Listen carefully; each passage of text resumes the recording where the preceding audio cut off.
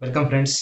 आज आपण relation between molar mass, density and edge length of unit cell हा point बघणार आहोत.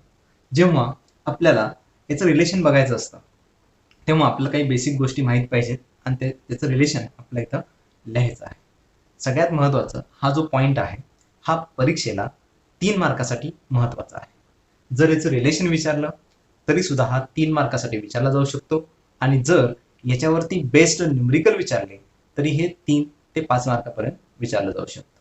सॉलिड स्टेटमध्ये हा अतिशय महत्त्वाचा भाग आहे जो आत्तापर्यंत बोर्डाला बऱ्याच वेळा विचारला गेलेला आहे. तर आज पहिल्यांदा आपण याचं रिलेशन बघूया, जे अतिशय सोपं आहे. आत्तापर्यंत आपण शिकलेल्या बेसिक नॉलेजमधून तुम्हाला ही आयडिया आलेली आहे की जेव्हा एखादी युनिट सेल असते तेव्हा त्याच्यामध्ये ही जी एज असते त्याला म्हणतात युनिट सेलची एज. एज म्हणजे काय, तर ह्या युनिट सेलमध्ये जी एक साईड आहे, जो एक कॉर्नर आहे किंवा एक जी साईड आहे त्याला म्हणतात एज. ओके, त्यालाच आपण ए म्हणतो. It is also called as A, means edge is equal to A. आता आपल्याला रिलेशन बघताना मोलार मास, डेन्सिटी आणि एज लेंथ. एज लेंथ आपण बघितलं ए. सगळ्यात पहिला पॉईंट आहे, आपल्याला ह्या युनिट सेलचं व्हॉल्यूम काढायचं आहे. आपल्याला बेसिक नॉलेजनुसार हे माहिती आहे की volume of unit cell is equal to A cube किंवा त्याची जी काही साईड असते त्याचा क्यूब. देअरफॉर फर्स्ट पॉईंट मी इथे घेतो, व्हॉल्यूम ऑफ युनिट सेल.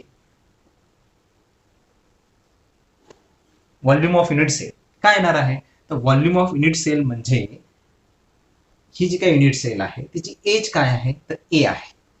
इथे मी लिहितो, if age is equal to A, then volume of unit cell is equal to A cube. If age is A, then volume of unit cell is equal to A cube. त्यानंतर volume आपल्याला भेटलं. Second आपल्याला डेन्सिटीकडे जायचं आहे. जर डेन्सिटीकडे जायचं असेल तर आपल्याला व्हॉल्यूम पण माहित पाहिजे आणि मास पण माहित पाहिजे. आता मास माहिती होण्यासाठी काय करावं लागेल, तिथे पॉईंट घेतो, mass of unit cell. Mass of unit cell. आता मास ऑफ युनिट सेल साठी आपल्याला बेसिक काय माहित पाहिजे, तर जेव्हा युनिट सेल असते त्यात नंबर ऑफ पार्टिकल्स किती असतात. जर तुम्ही सिंपल क्युबिक युनिट सेल बघितली तर इथं 8 कॉर्नरला 8 ऍटम्स असतात, ज्याचा फक्त 1/8 पार्ट हा ऍटम मध्ये असतो. म्हणजे जर तुम्ही सिंपल क्युबिक युनिट सेल बघितली तर त्यात नंबर ऑफ पार्टिकल्स किती असतात, 1. किंवा नंबर ऑफ ऍटम्स किती असतात, 1. बॉडी सेंटर्ड क्युबिक सेल बघितली तर त्याच्यात नंबर ऑफ पार्टिकल्स असतात 2. त्यानंतर फेस सेंटर्ड जर आपल्याकडे सेल असेल तर त्यात नंबर ऑफ पार्टिकल्स किंवा नंबर ऑफ ऍटम्स असतात 4. म्हणजे मास ऑफ युनिट सेल बघण्यासाठी आपल्याला नंबर ऑफ पार्टिकल्स खूप महत्वाचे आहेत. मास ऑफ युनिट सेल बघताना मास of particle multiply by number of particles present in unit cell. Mass of particle multiply by number of particles present in unit cell. हे महत्वाचं आहे. आणि therefore याचा फॉर्म्युला बनतो, mass of particle means small m multiply by number of particles present in unit cell is equal to n. आता N म्हणजे काय असतो, जर सिंपल क्युबिक असेल तर ही एन ची व्हॅल्यूज आहेत. सिंपल क्युबिक मध्ये एन ची व्हॅल्यू किती असते, 1. जर तेच बॉडी सेंटर्ड असेल तर एन ची व्हॅल्यू किती असणार आहे, 2. आणि जर फेस सेंटर्ड क्युबिक असेल तर एन ची व्हॅल्यू किती असणार आहे, 4. म्हणजेच मास ऑफ युनिट सेल कोणती आहे त्याच्यावरती ठरतं, नंबर ऑफ पार्टिकल्स किती येणार आहे त्याच्यावरून त्याचं मल्टिप्लिकेशन केल्यावरती समजतं आपल्याला की मास ऑफ युनिट सेल काय आहे. आता इथे बघा आपल्याला व्हॉल्यूम भेटलेला आहे, इथे तुम्हाला मास ऑफ युनिट सेल भेटलेला आहे. आता आपण डेन्सिटी अतिशय सोप्या पद्धतीने काढू शकतो. Third point, density of unit cell. डेन्सिटीचा फॉर्म्युला आपल्याला माहिती आहे, density is equal to mass upon volume. Mass upon volume. Mass आपण व्हॉल्यूम घेताना मास आपण इथे काढलेला आहे आणि व्हॉल्यूम पण आपल्याकडे आहे. देअरफॉर फॉर्म्युला तयार होतो small M multiply by N divided by A cube. Volume आहे A cube, volume of unit cell is equal to A cube, mass of unit cell is equal to mass of particle multiply by number of particles present in unit cell M multiply by N divide by A cube. आता इथं हा जो M आहे it is a mass of particle. तर mostly आपल्याला हे मास of particle दिलं जात नाही, आपल्याला जे दिलं जातं ते दिलं जातं molar mass. Therefore fourth point मी इथे घेतो मोलार मास. मोलार मास आपल्याला रिलेशन बघायचं आहे या एम मध्ये म्हणजे मास of particle and molar mass मध्ये रिलेशन काय आहे. आपण 11th स्टँडर्ड मध्येच बघितलेलं आहे की मोलार मास और mass of unit cell, mass of unit cell किंवा mass of particle is equal to म्हणजेच हा M is equal to molar mass divided by Avogadro's number. हे M is equal to molar mass आहे. Capital M is equal to molar mass, small M is equal to it is a mass of particle. जर आपल्याला molar mass आणि mass of पार्टिकलचं जर relation बघायचं असेल तर mass of particle is equal to molar mass divided by Avogadro's number. हे जे काही एम ची व्हॅल्यू आहे ही एम ची व्हॅल्यू मी इथं पुट करणार आहे. मी इक्वेशन नाव देतो. हे इक्वेशन फर्स्ट, हे इक्वेशन सेकंड, हे इक्वेशन थर्ड आणि हे जे इक्वेशन आहे हे फोर्थ.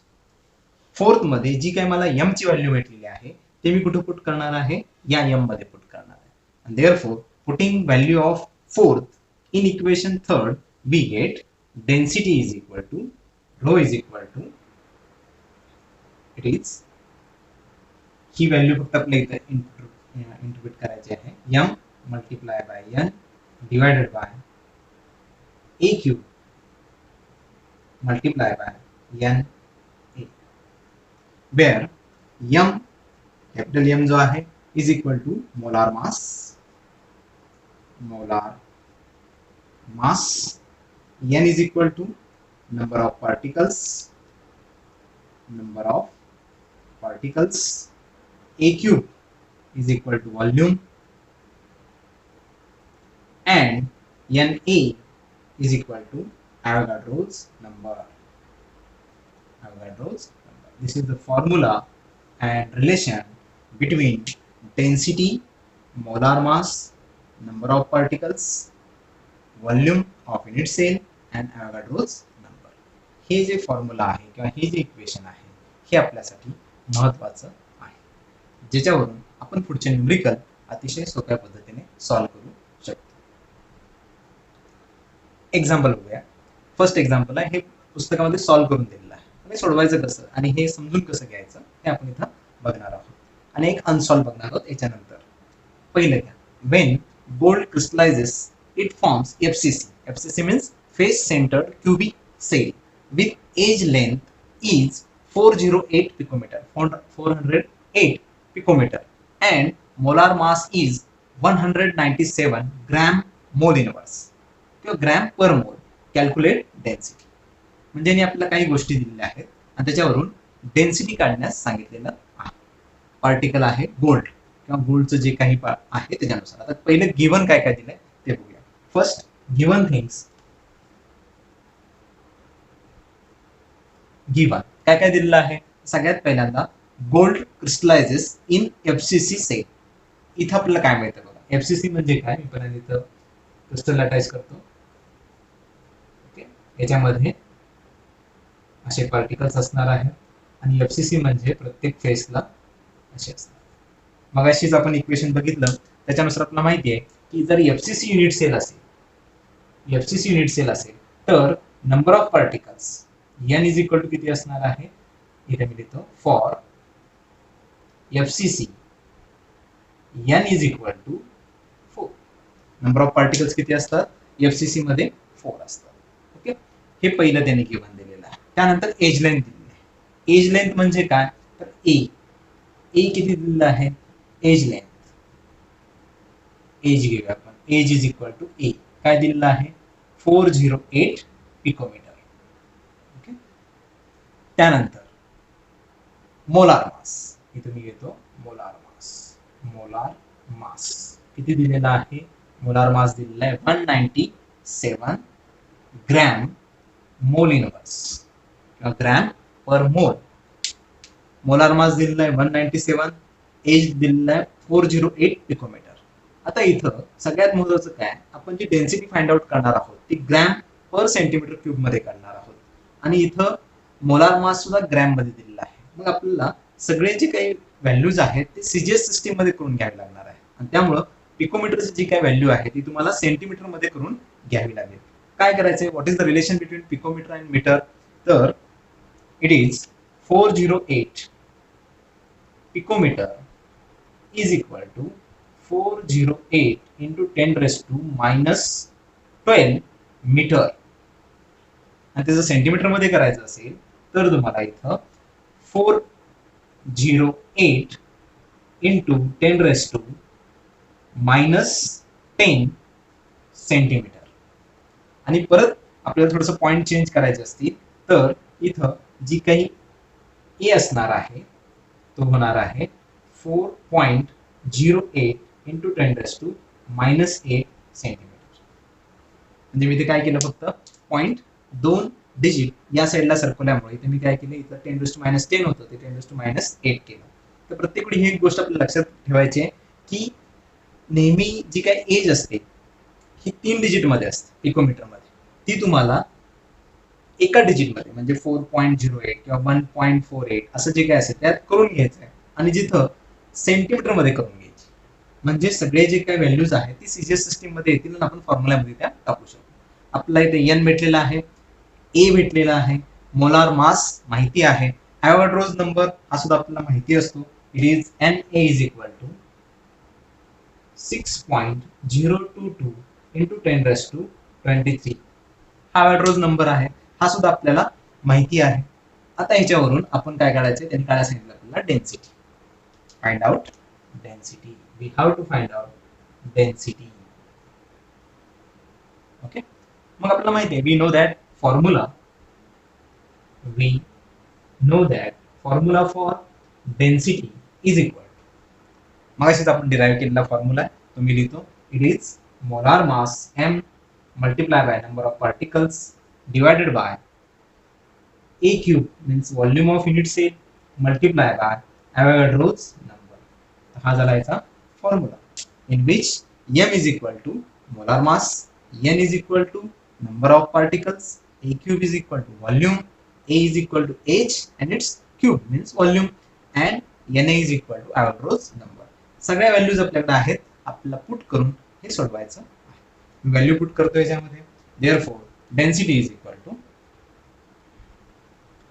मोलार मास व्हॅल्यू आहे 197 multiply number of particles n is equal to FCC असल्यामुळे 4 आहे.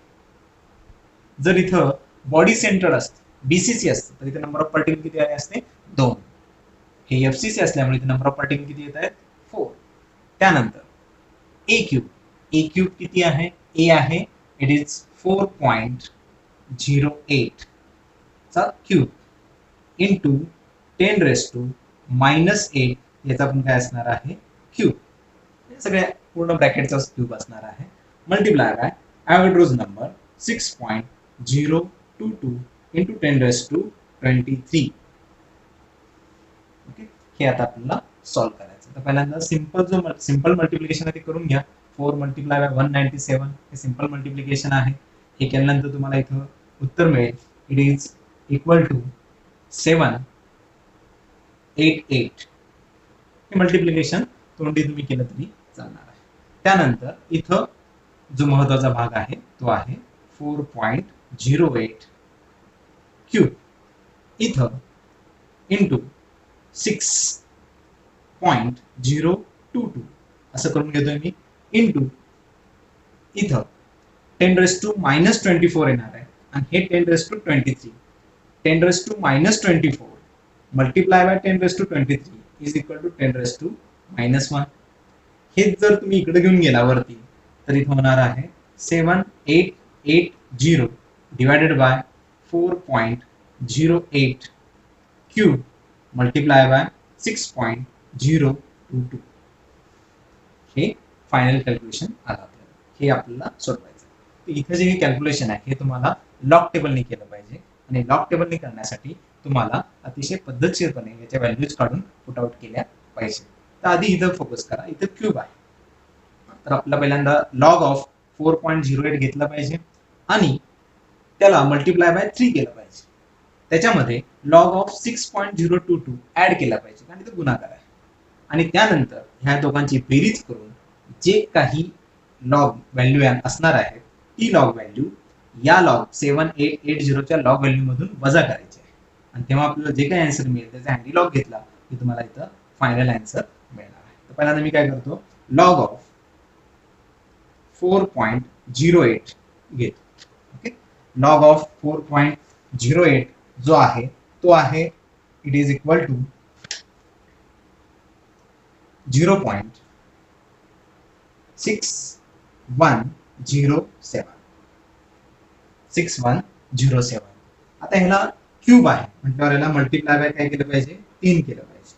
मल्टिप्लाय बाय 3 जर तुम्ही केलं तर तुम्हाला इथे किती मिळते आन्सर तुम्हाला इथे मिळणार आहे आन्सर 1.8321 हे मल्टिप्लिकेशन करून मी इथं आन्सर काढलं. आता हे झालं याचं क्यूब लॉग घेतला त्या मल्टिप्लाय बाय 3 केलं हे तुम्हाला याचा क्यूबचा लॉग भेटला. याच्यात काय करायचं प्लस कशाची व्हॅल्यू प्लस करायचे लॉग ऑफ 6.022 याचा आहे लॉग 0.7797 याची बेरीज करा. याची बेरीज येणार आहे 8 1 1 6 2.6118 ओके 2.6118. आता हा जो काही लॉग आहे तो खालच्या टर्मचा आहे. आपल्याला तर काय करावं लागणार आहे हे जे वरची टर्म आहे ह्याचा लॉग घेऊन त्यातून हे वजा करावं लागणार आहे. Log of 7880 is equal to log of 7880 is equal to 3 point okay 78 चा 80 मध्ये जर तुम्ही लॉग बघितला तर तो असणार आहे इट इज इक्वल टू 8965 8965. यातून काय करायचंय ही व्हॅल्यू वजा करायची 2.6118 जो लॉग कशाचा या दोन टर्मचा आहे ते वजा करायचं. जर तुम्ही वजाबाकी केली तर तुम्हाला आन्सर मिळणार आहे 1.2847 1.2847 ही तुम्हाला व्हॅल्यू भेटली. आता याचा तुम्हाला अँटी लॉग बघायचा. Antilog of 0.2847 is equal to antilog आहे याचा इट इज इक्वल टू 1926 हा अँटी लॉग आहे. अँटी लॉग मध्ये मी हा 1 असल्यामुळे इथं पॉइंट देणार आहे 19.26 ओके. ही जी काही व्हॅल्यू आली ही असणार आहे तुमची ग्रॅम पर सेंटीमीटर क्यूब म्हणजेच ही तुम्हाला डेन्सिटी भेटली जी असणार आहे 19.26 gram per centimetre cube. This is the density of gold जी त्यांनी फाइंड आउट करायला सांगितलेलं. जर तुम्ही व्यवस्थित व्हॅल्यूज भरल्या व्यवस्थित लॉग घेतले आणि त्याचे अँटीलॉग व्यवस्थित बघितले तर तुम्हाला इथे काय होणार आहे जी काही तुमची व्हॅल्यू आहे ती करेक्ट येणार आहे. It is 19.26. हे पहिलं न्यूमरिकल आहे जे अतिशय महत्वाचं आहे आणि खूप चांगल्या पद्धतीने आपण इथं सॉल्व्ह केलेलं आहे. लॉग थोडेसे मी फास्ट सोडवलेले आहेत. तुम्ही थोडंसं प्रॅक्टिस करा. लॉग तुम्हाला खूप चांगलं येतं त्यातून तुम्ही खूप चांगले सोडवू शकता आणि तुमचं आन्सर हे करेक्ट येऊ शकतं. जे न्यूमरिकल आपण घेणार आहोत ते न्यूमरिकल आहे 9 नंबर जे तुमच्याकडं ऑनलाईन बुक असेल मोबाईलमध्ये वगैरे डाउनलोड केलेलं त्यात जर तुम्ही बघितलं तर हा 9 नंबरचा अनसॉल्व न्यूमरिकल आहे जे आपण इथं सॉल्व्ह करून देणार आहोत. खूप चांगलं न्यूमरिकल आहे वाचून दाखवतो. An element with molar mass 27 gram per mole forms cubic unit cell with edge length 405 picometer if density of element is 2.7 gram per cm cube. What is the nature of cubic unit cell? अतिशय चांगला प्रश्न आहे. What is the nature? Nature विचारलेलं आहे. म्हणजे cubic unit सेलचे 3 प्रकार असतात. त्यातला पहिला आहे सिंपल क्युबिक, दुसरा आहे बॉडी सेंटर्ड आणि तिसरा आहे फेस सेंटर्ड. जर हा सिंपल क्युबिक बॉडी सेंटर्ड असेल तर इथे एन ची व्हॅल्यू जी आपण इथं न्यूमरिकल मध्ये बघतो ही एन ची व्हॅल्यू जर 1 आली तर इथे काय असणार आहे? हा सिंपल क्युबिक असणार आहे. जर एन ची व्हॅल्यू 2 आली तर इथं बॉडी सेंटर्ड क्युबिक असणार आहे. आणि एन इज इक्वल टू जर 4 आलं तर इथं असणार आहे तुमचा फेस सेंटर्ड क्युबिक. तर एन ची व्हॅल्यू इथं आपल्याला फाइंड आउट करायची आहे. अतिशय सोप्या पद्धतीने हा फॉर्म्युला विचारला आहे, न्यूमरिकल विचारलेला आहे. पण याच्यामध्ये आपल्याला फाइंड आउट काय करायचं आहे? तर एन ची व्हॅल्यू फाइंड आउट करायची आहे. बऱ्याच जणांना हेच लक्षात येत नाही की याच्यामध्ये फाइंड आउट काय करायचं आहे. याच्यामध्ये सगळं दिलं, बाकीच्या सगळ्या गोष्टी दिलेल्या आहेत. त्याचं मोलार मास दिलेला आहे, एज लेंथ दिलेली आहे, डेन्सिटी दिलेली आहे. पण nature of cubic unit cell काढायचं म्हणजे नेमकं काय काढायचं? तर एन काढायचं. आणि एन वरून आपल्याला लगेच समजतं की हा कोणत्या प्रकारचा क्युबिक युनिट सेल आहे. ओके, मी आधी इथे लिहूनच ठेवतो. एन इज इक्वल टू जर 1 आलं तर सिंपल क्युबिक असणार आहे, it is simple cubic. N is equal to जर 2 आलं तर इथं असणार आहे बॉडी सेंटर्ड क्युबिक. अँड जर एन इज इक्वल टू 4 आलं तर हे असणार आहे फेस सेंटर्ड क्युबिक. हे त्याचा आन्सर असणार आहे. यातलं कुठलं तरी एक येणार आहे, ते आपल्याला फाइंड आउट करायचं आहे. यातलं कोणतं आहे? चला गिवन बघूया पहिल्यांदा. What are the given things? Given things first दिलेला आहे molar mass, capital M is equal to 27 gram per mole. Okay, त्यानंतर दिलेला आहे edge, A is equal to दिलेला आहे, A is equal to 405 picometre दिलेला आहे. मागच्या न्यूमरिकल मध्ये जसं आपण केलं तसं याचं कन्व्हर्जन करून घेऊया. Is equal to 405 into 10⁻12 metre is equal to 4.05 into 10⁻8 centimetre. आता हे मागच्या न्यूमरिकल मध्ये करून दाखवलंय कसं करायचं. आता हे खूप तुम्हाला सोपं आहे. एका डिजिट नंतर पॉईंट द्यायचा आहे आणि इंटू 10 जे काही त्याची पॉवर येईल ते तुम्हाला इथं लिहायची आहे. कारण न्यूमरिकल मध्ये आपल्याला हे खूप सोपं होतं. जर आपल्याला तुम्ही व्हॅल्यू लहानात लहान करून घेतला तर परत मल्टिप्लिकेशनला खूप सोपं जातं. इथं आपण हे करून घेतलं, ए करून घेतलं. अजून काय दिलेलं आहे बघा, इथं डेन्सिटी दिलेली आहे. Density is equal to 2.7 gram centimetre per centimetre cube density दिलेली आहे. म्हणजे आपल्याला जो फॉर्म्युला आहे, फॉर्म्युला काय आहे? Density is equal to molar mass multiply by N divided by A cube multiply by Avogadro's number. त्यातला हा एन आपल्याला फाइंड आउट करायचा. आणि देअरफॉर आपला फॉर्म्युला कोणासाठी डिझाइन करायचा आहे? एन साठी. एन इज इक्वल टू, मी फॉर्म्युला डिझाइन करतो, it is density multiply by A cube multiply by Avogadro's number divided by n molar mass. याच्यात आपला व्हॅल्यू टाकायचे. व्हॅल्यू टाकल्यानंतर काय होईल? Density is equal to 2.7 multiply by A cube. A आहे 4.05 into 10⁻8 cube multiply by Avogadro's number आहे 6.022 into 10⁻23 divided by molar mass is equal to 27. पुढची step बघा, मी काय करतो इथं सिंपल. इथं आपल्याला काय करायचं आहे? हा 2.7 आहे, इथं 27 आहे, हे कॅन्सल करून टाकायचं. जर तुम्हाला इथे 27 करायचं असेल तर इथं फक्त 10 पॉवर चेंज करावं लागेल. 4.05 मी याचा क्यूब घेतो मल्टिप्लाय बाय 6.022 मल्टिप्लाय बाय इथं बघा 8 3 24 -24 plus 23 is equal to 10⁻1. Okay, आणि परत आपण काय केलं इथं एक डिजिट वाढवला म्हणजे इथे काय येणार आहे? 10⁻2. therefore it is 10⁻2 divided by 27. हे 27 कॅन्सल आणि therefore आपला फक्त काय राहत आहे?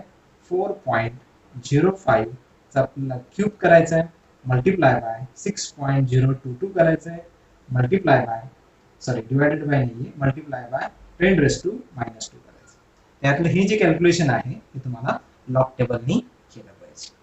लॉग टेबलनी करताना हे लक्षात पाहिजे तुमच्या की याचा आन्सर जे आहे ते काय येणार आहे? एकतर 1 येणार आहे, एकतर 2 येणार आहे किंवा एकतर 4 येणार आहे. या 3 पैकीच एक आन्सर येणार आहे.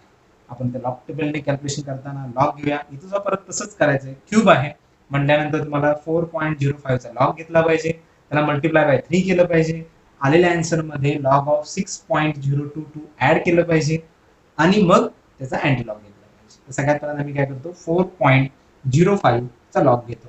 4.05 चा जो लॉग आहे तो आहे 0.6075. 0.6075 याला काय करतो मल्टिप्लाय बाय 3 करतो. मल्टिप्लाय बाय 3 का इथे क्यूब आहे.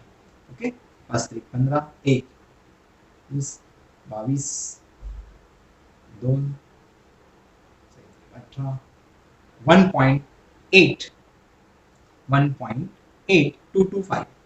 Okay multiplication. त्यानंतर काय करायचं तर हा लॉग याचा भेटला तुम्हाला. आता तुम्हाला लॉग घ्यायचा आहे 6.022. मगाशी पण आपण घेतला होता. इट इज 0.7797 याची बेरीज करायची. ओके 7 आणि 5 12 3 आणि 9 12 3 आणि 7 10 9 आणि 7 16 2.602 हे काय आलं लॉग. आता याचा अँटीलॉग बघायचा आहे आपल्याला 0.6022 चा अँटीलॉग बघायचा आहे. हा अँटीलॉग येणार आहे it is equal to 4001. Okay इथं 2 असल्यामुळे मी पॉईंट इथे देतो म्हणजे 400.1 हे तुमचं आन्सर इथं आलं 400.1 मल्टिप्लाय बाय हे विसरायचं नाही 10⁻² आहे आणि देअरफॉर आन्सर येणार आहे हा पॉईंट इकडे जाणार आहे 2 घर 4. जर याचा आन्सर 4 येत असेल तर सांगा की याच्यामध्ये जी काही युनिट सेल असणार आहे ती कोणत्या टाईपची असणार आहे. तर इथं मी आधीच सांगितलं होतं जर n इज इक्वल टू 1 आला तर it is simple cubic, n is equal to 2 आले तर it is body centred cubic आणि n इज इक्वल टू 4 आले तर फेस सेंटर्ड क्यूबिक. इथं 4 आल्यामुळे nature of unit cell is FCC म्हणजेच फेस सेंटर्ड क्यूबिक. अतिशय सोपं एक्झाम्पल आहे. यातलेच एक्झाम्पल जेई नीट सीईटीला पण विचारले जातात. तुम्ही व्यवस्थित जर हे सोडवलं याचा आन्सर व्यवस्थित काढलं तर तुम्हाला अतिशय सोप्या पद्धतीने तुम्ही अशी न्यूमेरिकल सोडवू शकता. बोर्डाला जर हा क्वेश्चन आला तर ह्याचं वेटेज असणार आहे 3 मार्काचं. हा जर क्वेश्चन जेई किंवा नीटला आला तर ह्याचं वेटेज असणार आहे 4 मार्काचं. सीईटीला मात्र थोडंसं वेटेज कमी आहे पण तरी सुद्धा तिथे क्वेश्चन आला तर हा अशा टाईपचा एखादा क्वेश्चन सीईटीला येऊ शकतो. तेव्हा तुम्हाला हे सोडण्याचं प्रॅक्टिस पाहिजे. थोडंसं लॉग टेबल व्यवस्थित जर तुम्हाला येत असेल थोडंसं प्रॅक्टिस केलं आता तर तुम्हाला खूप चांगले न्यूमेरिकल सोडवता येतील. सॉलिड स्टेटमध्ये फक्त 2च प्रकारचे न्यूमेरिकल आहेत म्हणजे 2 टाईप आहेत न्यूमेरिकलचे. असा एक आहे आणि दुसरा एक आपण पुढच्या वेळेस बघूया. त्या दोन्ही प्रकारचं जर तुम्ही न्यूमेरिकलचं चांगलं प्रॅक्टिस केलं तर तुम्हाला सॉलिड स्टेट मला वाटतं या वर्षी जो सिलेबसला 5 मार्क वेटेजचा टॉपिक असणार आहे त्यातले तुम्हाला न्यूमेरिकल जर अतिशय व्यवस्थित येत असतील तर तुमचे 3 मार्क हे बऱ्यापैकी फिक्स होऊन जातात. एवढं सोपं हे आहे. फक्त हे व्यवस्थित तुम्ही प्रॅक्टिस करा. आज दिलेले दोन्ही एक्झाम्पल व्यवस्थित सॉल्व्ह करा. अजून तुम्हाला अशा प्रकारचे काही एक्झाम्पल भेटले तर ते सोडवण्याचा प्रयत्न